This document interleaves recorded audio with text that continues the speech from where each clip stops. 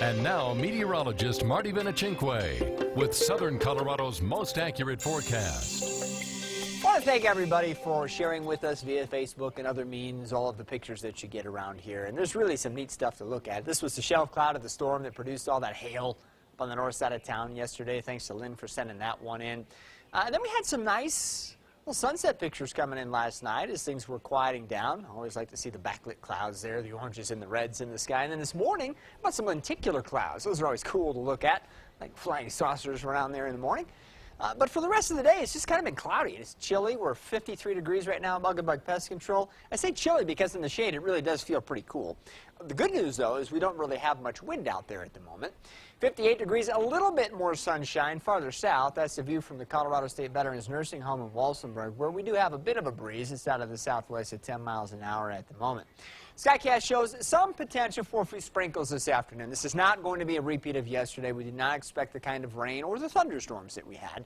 But it's still, at some point through the evening hours, could somebody have a quick shower? Maybe even if you're up high enough, see a few snowflakes? Yeah, sure. Through midnight, we'll leave that in the forecast. Most of it, though, should be up to our north or out across the mountains. And then overnight tonight, the air overhead will be warming up some. So I don't think you'll have to worry about the heavy frost that we had this morning tomorrow morning. Look for 30s and 40s in much of eastern Colorado, 20s and 30s for the mountains and mountain valleys. All right, so the weekend's coming up. You have some outdoor plans tomorrow. Do it tomorrow.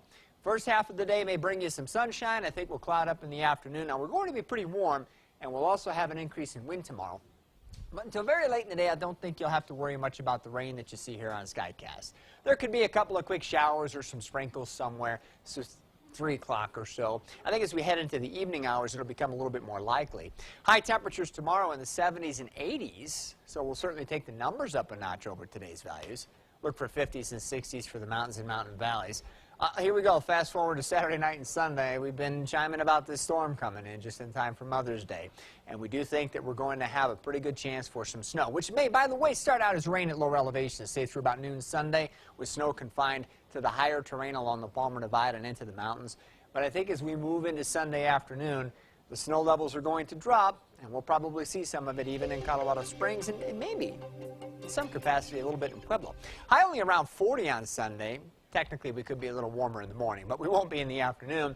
And then the snow wraps up Sunday night.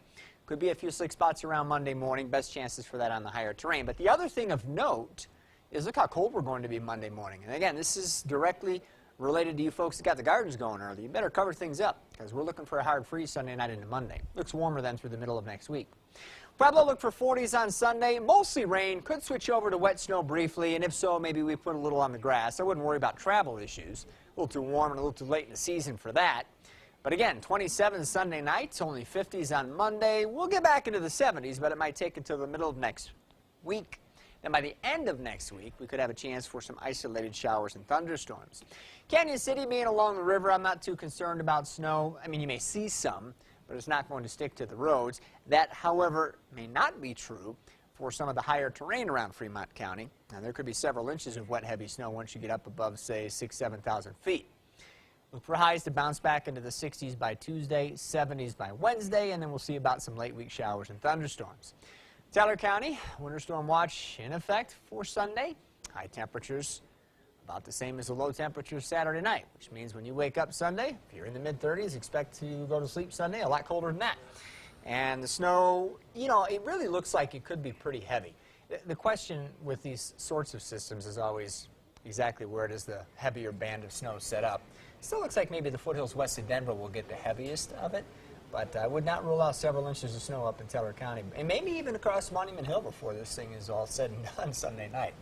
Interesting late season storm. Yeah, happy Mother's Day. Yeah, well, I'll tell you what, if you waited for the garden thing, you plant it after Mother's Day, you should have a lot of water in the soil to work. That'll be great. Yeah.